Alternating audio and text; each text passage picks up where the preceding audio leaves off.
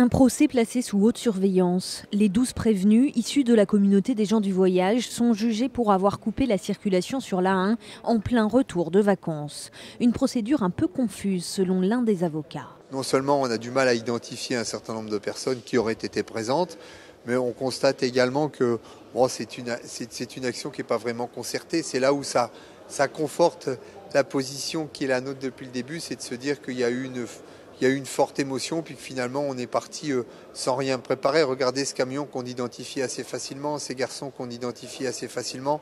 Finalement, on ne cherche pas à dissimuler les choses. Les 12 prévenus sont jugés pour entrave à la circulation de véhicules et certains pour dégradation par incendie et vol en réunion.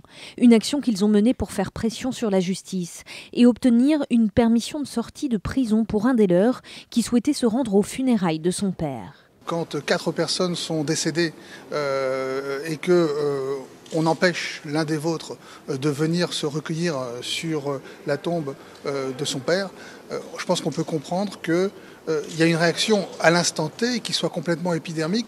Car 4 jours avant le blocage de l'autoroute, 3 membres de la communauté et un gendarme ont été sauvagement abattus au fusil.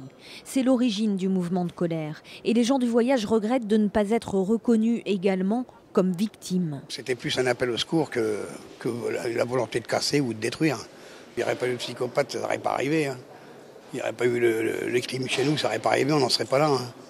Et si, ils ont un vrai délai de passer au tribunal parce que quelque part on a l'impression qu'on nous connaît juste pour nous foutre un coup de trick et pas pour comprendre notre douleur aussi. Les prévenus risquent au maximum 2 ans de prison, 4 500 € d'amende et une suspension de leur permis.